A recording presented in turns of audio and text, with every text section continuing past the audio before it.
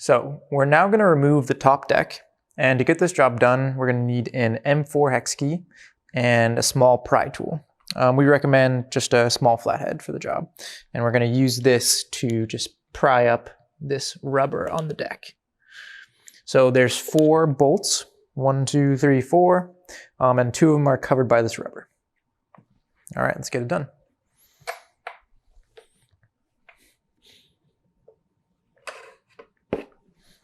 Okie doke, now that we've got the top decked off, we are going to remove the motor controller and battery. To remove the battery, it could be tight on one end or the other. And this one seems to be a little loose on the back end. So I'm going to just gently lift up. Looks like we've almost got it. There we go. And then we can disconnect the battery by removing this plug. Since we're here in the top deck, I think we're going to get everything else disconnected. And to do that, we're going to need to clip these zip ties.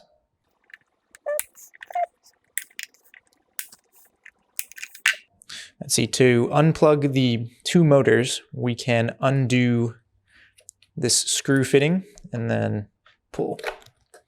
Ooh, there's a little O-ring in there. Don't lose that.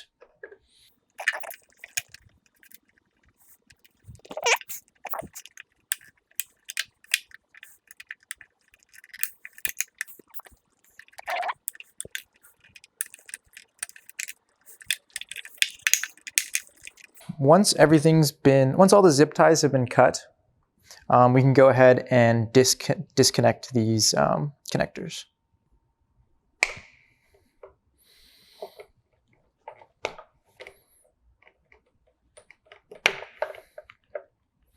Now that we've gotten everything disconnected in the main compartment, we can flip the scooter upside down so we can gain access to the 4 bolts that hold the motor controller in. That should be good right about there. And then there are the 4 bolts. And these are going to be M3. All right, in addition to these 4 screws that hold in the motor controller, we're also going to have to take out these 2 T10 Torx screws. For anyone at home that doesn't have a Torx kit, you can actually use a M2 hex key, and these are not in there very strong, so you can put the hex key in and it'll still gently turn the screw without stripping it. Now that we've gotten that undone, we just have 2 more bolts to go right up here, and these 2 bolts hold on this front shroud.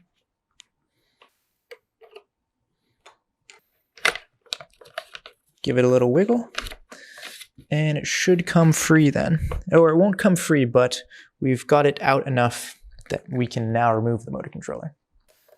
So we should be able to pull this through.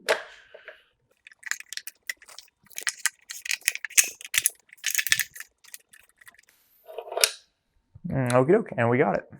The next step is to remove these 4 bolts that hold the handlebar on. However, the manufacturer has placed some silicone inside of the bolt heads, and so we're going to have to pry that out first before we can actually get them off. So let's get that done.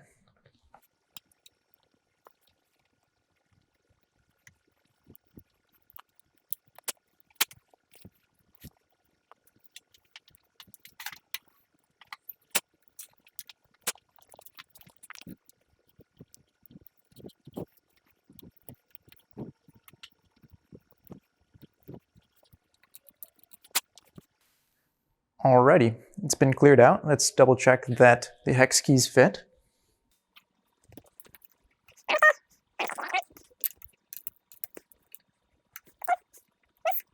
Okay.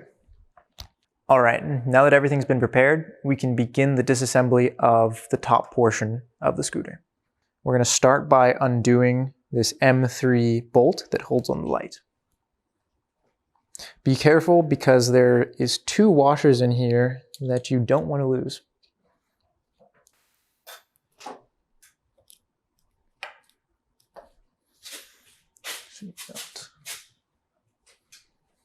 Now that we've got the light unmounted, we can disconnect it. Now that the light's been removed, we can undo the two 2.5 millimeter bolts that are holding on this bottom mount. All right, now that we've got the light mount completely disassembled, we can undo this bolt, this M5 bolt, and rotate it out of the way such that we can get to 4 more M2.5 bolts that are holding the screen on. So let's get that done.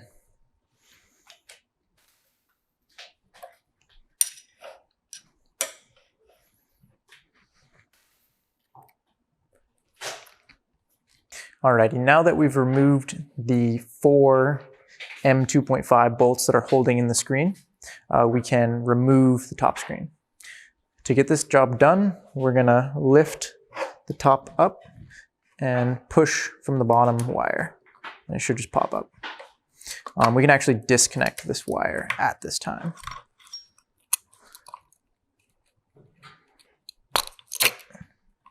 This next part is a bit tricky. We've exposed the 2 wires that are connected to the screen. These wires are shrink wrapped over some connectors. To get this loose, you can see that there is an initial square and then a step down. We're going to want to cut where these steps meet. And you're going to want to cut on all 4 sides.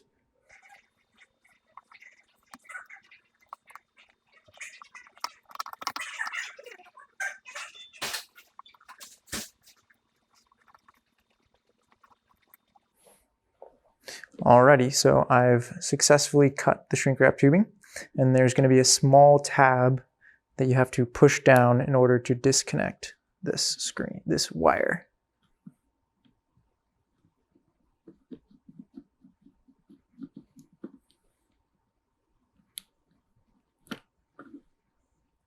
I'm going to now repeat the same process on the second connector. Again, I'm going to cut right at the base where the 2 steps meet.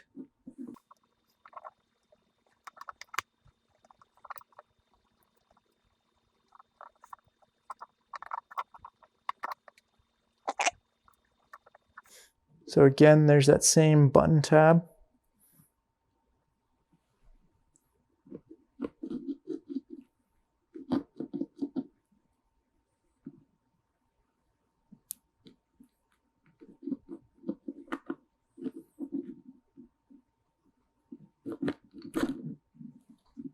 Success. Alrighty, so we successfully cut the shrink wrap tubing that held on these connectors, and now the only thing holding on the screen is the light cable. It's unable to pull through the little hole down here. To get this off, we are going to undo these 4 bolts.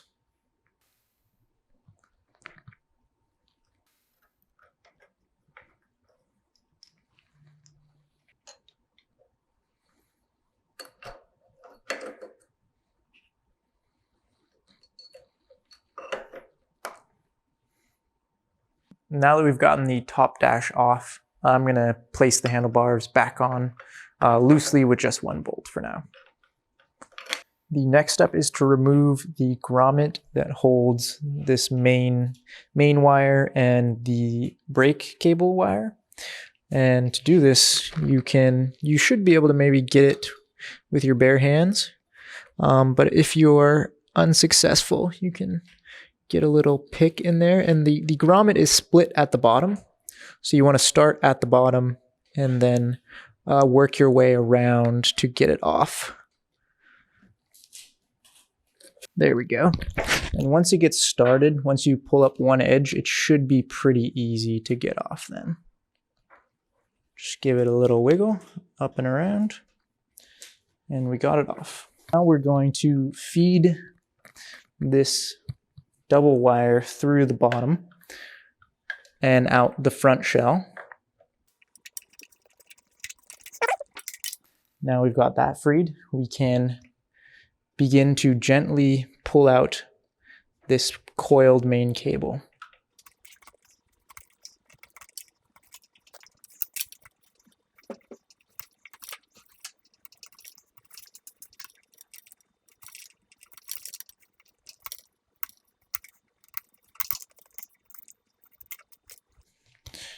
Alrighty, and there we go. We successfully got that cable out. All right, so one last thing to remember before we can begin to assemble the kit is we're gonna have to undo these two bolts and slide the fender back slightly so the battery has some space. And again, you're gonna have to clip those zip ties to get this out of the way. All right, now that we've gotten these bolts loosened, you're gonna wanna push the plate back just enough to be flush with this bottom lip. And remember to hold down the fender as you're tightening. That concludes the disassembly of the boosted rev scooter. Now we can go ahead and reassemble the scooter using the WingMods WEV kit. The WEV kit comes with a custom battery, the Storm Core motor controller, the custom WEV dash, the motor harness, and the main wiring harness. All right, so we've successfully disassembled the scooter, and now we're going to reassemble the scooter using the WEV kit. The first step is to check that everything is functioning properly and configure the motor controller. So we're gonna bring the battery in. A word of warning is whatever you do, do not short these two leads together. These are the main battery leads and they will spark. The motor controller leads have already been connected up. The long wire is going to go to the rear motor and the short wire is going to go to the front motor.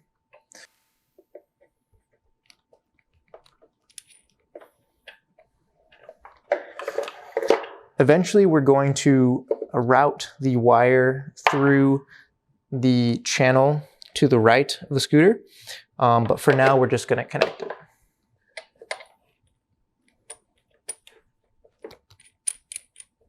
Next we're going to connect the battery to the motor controller.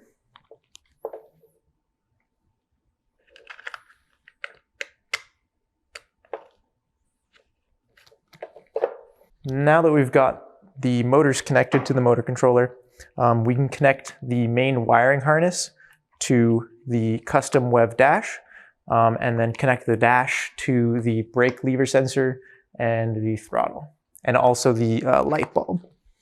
I'm going to start by plugging in the motor controller portion of the main wiring harness. We have two plugs here. They're both 6-pin. One of them is the button plug that has 5 wires going into it, and one of them is the UART plug that has 4 wires going into it. The one with 5 wires is going to go into the port that's labeled red, green, blue, 5-volt button and button. I'm going to plug that in now. And the UART connector is going to go into this port here that's labeled 5 volts, 3 volts ground, RX and TX. In this case, you want to make sure that the 6-pin connector is aligned closest to the battery input.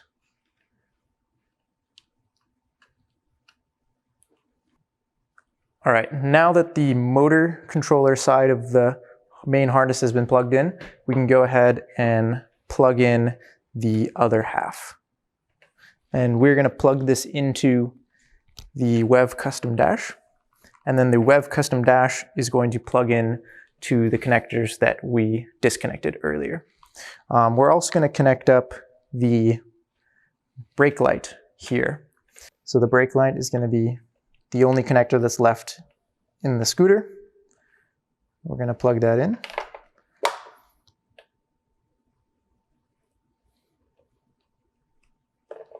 All right, I'm now going to connect the main wire harness to the WEV dash, and then I'm going to connect the WEV dash to the connectors that we undid earlier. So again, there is an arrow on this connector, and you're going to want to line that up and press.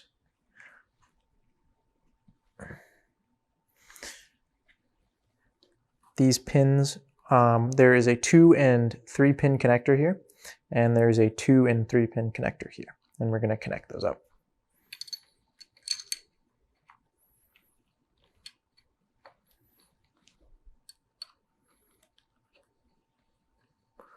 Oops.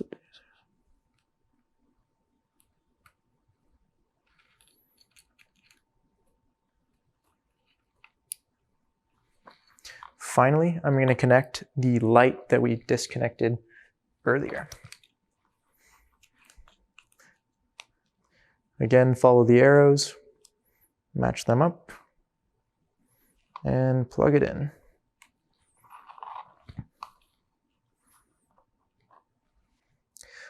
All right, now that we've got everything connected up, we are now going to go to wingmods.shop/wevinstall, and we're going to download the software tool that we need to program the Stormcore. So once you've gone to the link, you can scroll down and you can download the required tool. Make sure to download the correct tool for your operating system. I'm on a Mac, so I'm going to download it for Mac. Once the tool has been extracted, you can run it. It should say VESC tool 2.05. Once the tool is launched, you should see this splash page.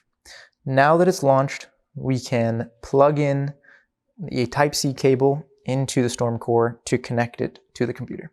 Now that the Stormcore has been connected to the computer, we can turn it on and connect it with the software tool.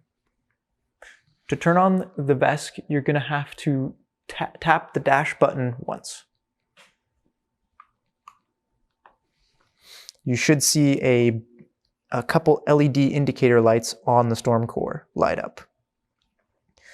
Now that everything's on, we can connect to it. You can click the Auto Connect button and it should connect. Yes, mine connected quickly. It says connected, serial. All right, so we've launched the VESC tool, we've plugged in the VESC, and we've powered it on. Now we need to go back to the website and download the configuration files. Make sure to download the configuration for the correct kit that you purchased. There are 2 kits. In this case, we're going to be working with a Pro kit, and we're going to download these 2 configuration files. And here we have the Motor 60 XML and App 60 XML. All right, we've clicked the Auto Connect button, and we can see in the bottom right corner that it says Connected Serial. And now that we're connected, we can go to File, Load Motor Configuration. We can select the Motor 60 XML file, and we can open that. Once we've got the green, it said green loaded, now we can write this motor configuration. The write is going to be the last button of M's, and if you're confused, just hover over it and you get a tooltip. So I'm going to click write. It said motor configuration written, so that should be successful. Now we're going to write the app file. So we're going to go to load app configuration. Again, navigate to our app 60 XML file. We're going to open that. And then we're going to click the write app configuration button. The app configuration looked successful. Now that we've written our configuration files, we're going to go do the motor detection, which will set up the motors and scan the Hall effect sensors in. So we're going to go to FOC, General. You're going to click on the RL button first. Press OK. this should spin. Ooh, one of your motors should make some noise. We've got all green, looks good. We're going to click the next button.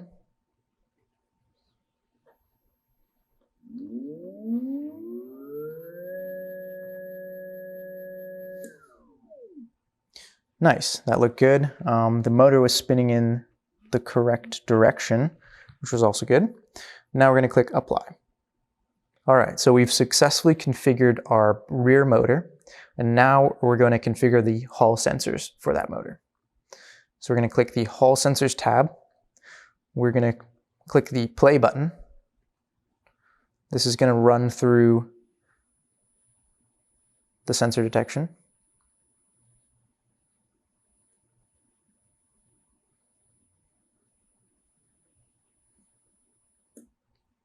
Cool.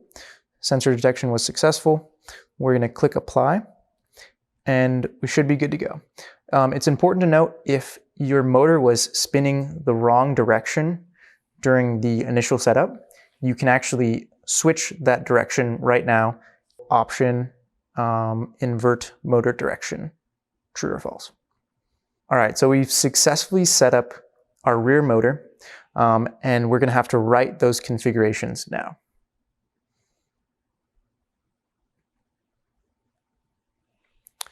Now that that is written to the motor controller, we have to do the same thing for the front motor. All right, now that we've connected successfully to the second motor, we're going to have to repeat the motor and app configuration upload. So again, we're going to go to File, Load Motor Configuration. We're going to navigate to our motor60 XML file. We're going to click Open, and then we're going to write that motor configuration. I'm going to do the same for the app configuration. I'm going to go to File, Load App Configuration, Downloads, navigate to the app60 XML file again, open that, and then write that app configuration. All right, now that it's been configured, we can set up the motor again. So we're going to go to the FOC or FOC tab. We're going to click on General, and we're going to rerun the 3 steps that we did before. So I'm going to click on step 1. All right, then again on step 2, and the motor should spin.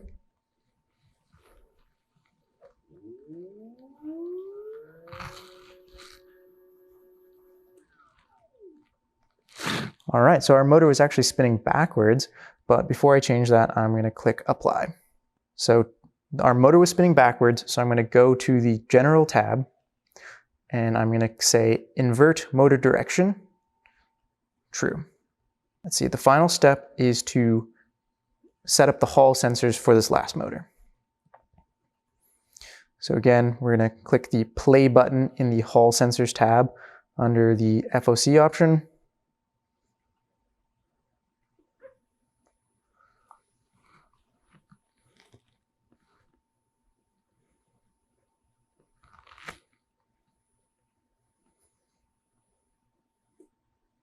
All right, it says FOC Hall Sensor Success. We're going to apply. And now that our motors have been configured again, we're going to write that motor configuration one last time. And the storm core should be ready to go. All right, now that we've configured the motors, we can disconnect, and then we can unplug the computer from the storm core. We can now give it a test to make sure that everything is working properly with the throttle. Gotta unlock it.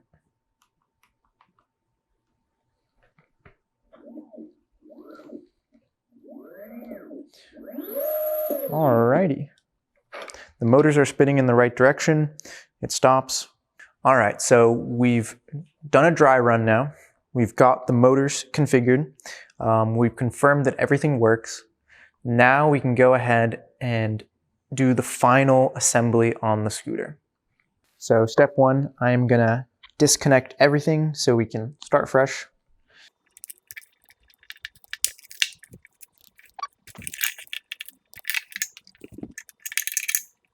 One thing we are going to have to do is there's a piece of foam strip inside of the bottom of the scooter. We're going to have to remove this back one and place it over here.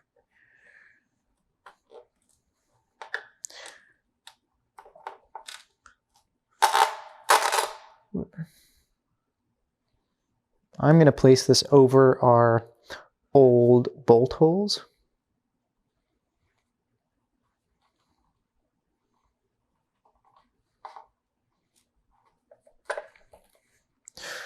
Alrighty, and once we've done that, we're ready to install.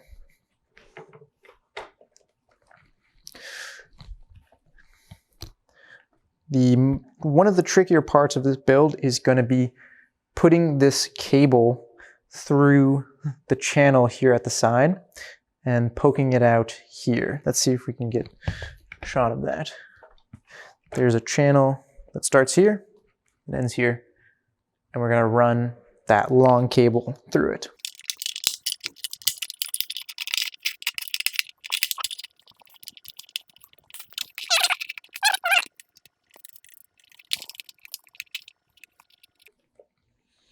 All right, we're going to reuse the zip tie points that came with the scooter. So you're going to want to make sure they're kind of angled the correct way so we can get a zip tie through there. Before I zip tie everything up though, I'm going to assemble the rest of the scooter. All right, now we've got this tricky bit done. The front motor controller, the front motor is much easier to connect.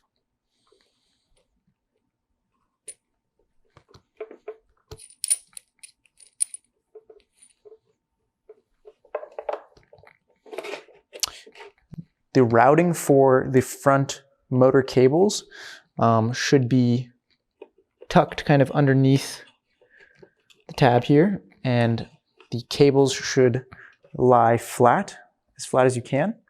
And you're going to want to push the storm core back as much as you can.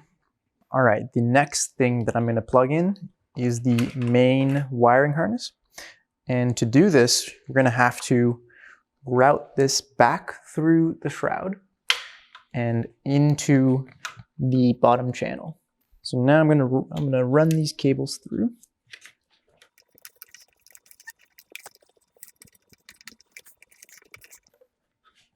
The brake wire can actually be ran through on the second grommet and into this area here, but these cables, the button cable and the UART cable, are going to need to be run into the channel where the rear brake line is going, right where the kickstand is.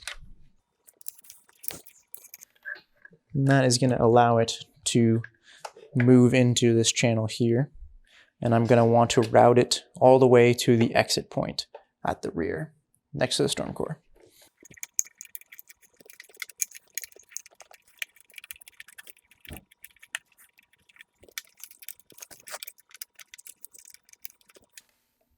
All right, that should leave us plenty of room to plug in these cables again.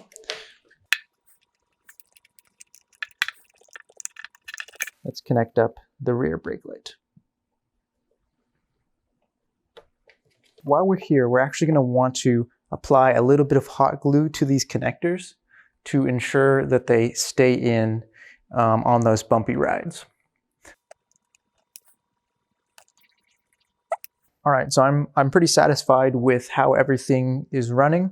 And now, before we place the battery in, we're gonna reattach everything with zip ties.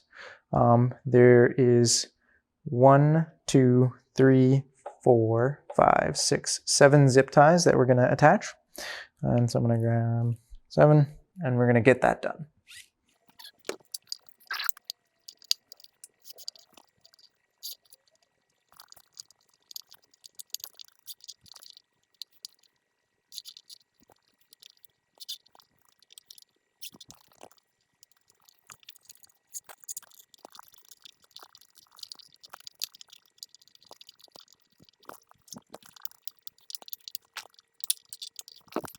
All right, everything's all strapped in.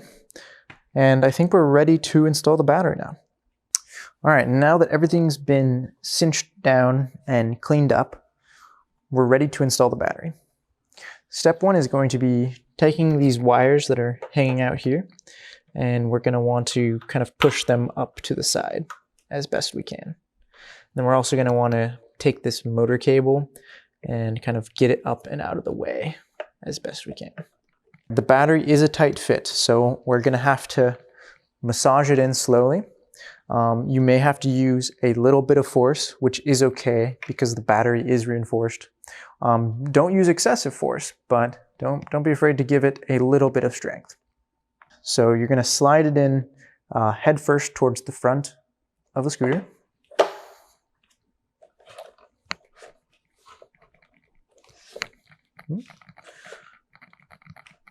Right about there should be good. And then letting it rest here, we're going to have to plug this cable into the storm core before we lay it down flat.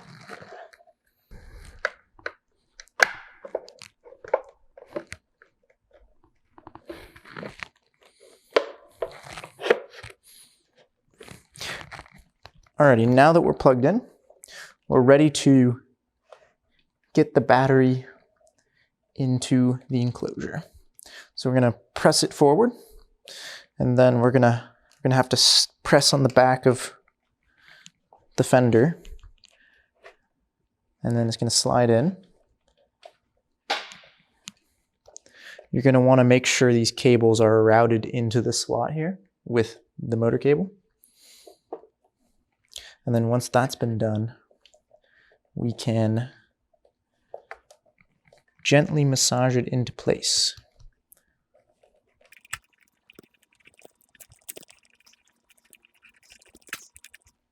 Alrighty, that looks about right. The last thing to do is tuck this battery cable as far in as we can.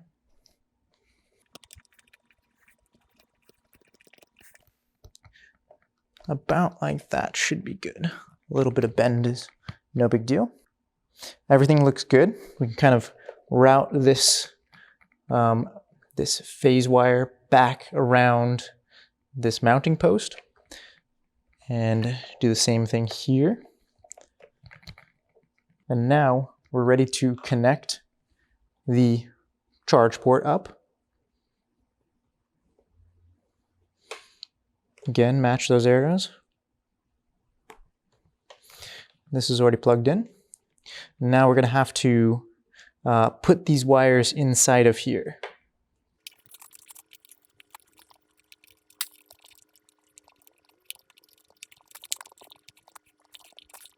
It is going to be tight, but everything will fit. All right, so now that we've got the battery installed, I'm going to give it a quick test just to make sure everything's still working. Feel free to test your scooter at any time.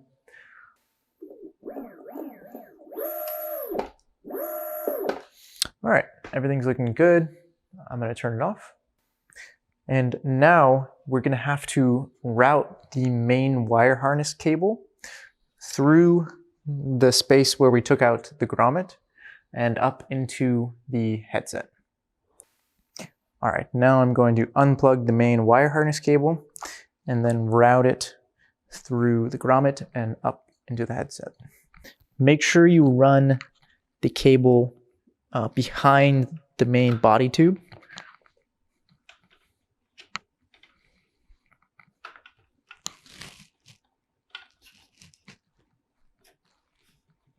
To get this job done, I did have to shine a flashlight down there and kind of use this screwdriver to maneuver the head of the cable around this brake cable. But I was able to push it pretty much all the way up and then just give it a little shimmy at the end. Now I'm going to need to undo this one bolt, route the light cable through the bottom hole, and then get everything in place and bolt it up.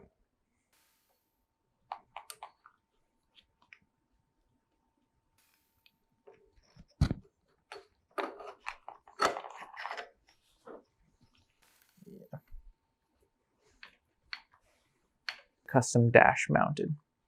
So I'm going to make sure these are all connected.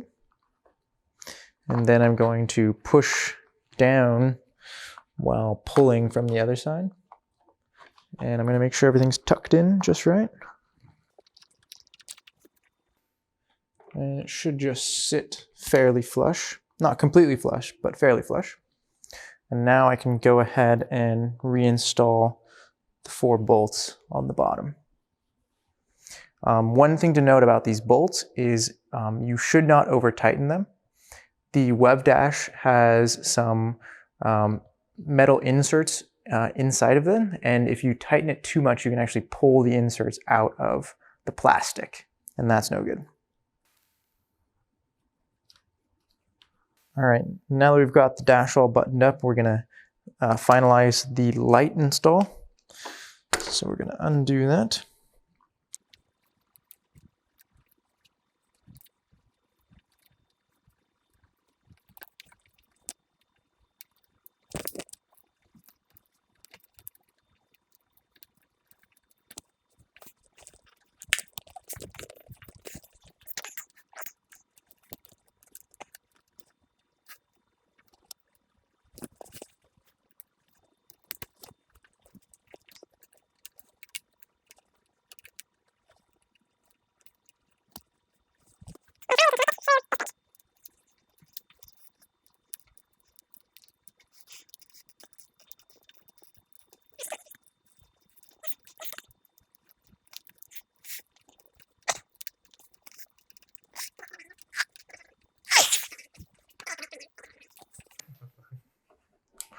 Alrighty, successful install of the light.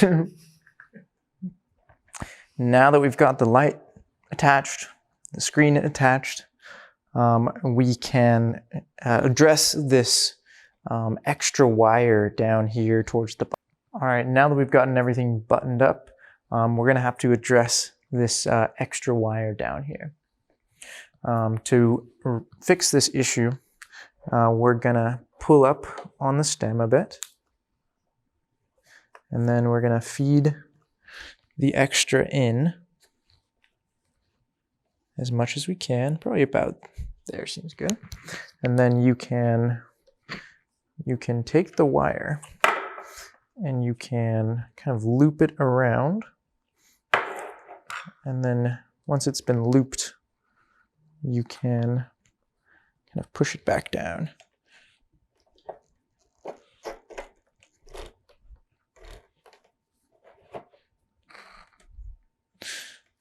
Alrighty, that's looking pretty darn good. To get this rubber grommet on, I'm gonna start with the split piece facing downward, and I'm gonna kind of put it around these 2 wires, and then kind of get it into place. So I'm gonna start by getting the top in. Now that we've got the top in, we can kind of get these 2 wires into place, and maybe try to get one of these lower sides in. And this is going to be tricky, so take your time.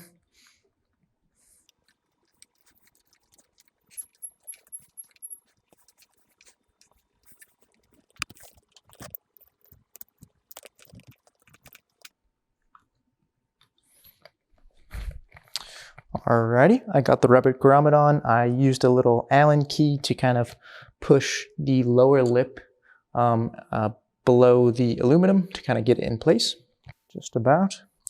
And then we can tighten it down. All right, so we've gotten the cable all sorted, and now all we have to do is get this bottom shroud all in place. It is a bit tricky. I actually had to kind of unstuff these wires that we stuffed in earlier. And now one thing that we did find is this brake cable likes to hang down, but you're gonna have to put it up with this other wire, and then you can get it in place. So I'm gonna pull this down.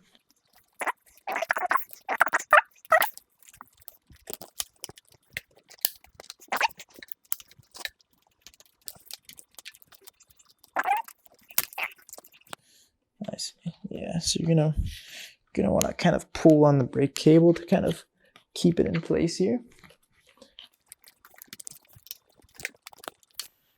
Alrighty, everything appears to be in place. I'm gonna hold this right here, and then I'm gonna take this other piece and put it in place.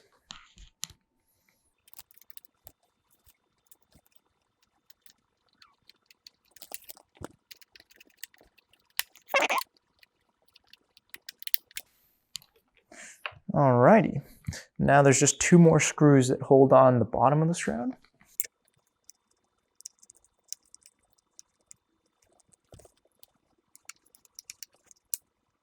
Now that that's all sorted, we can add one last zip tie to hold these 3 cables to the frame. Now all we have to do is sort out these cables here.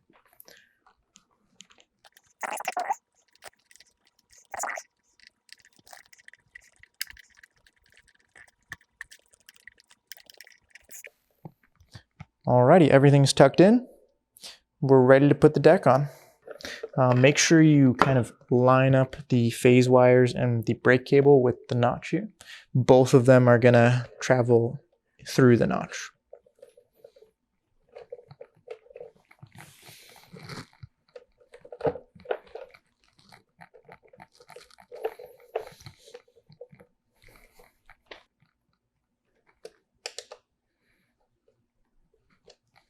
All right, everything's put together.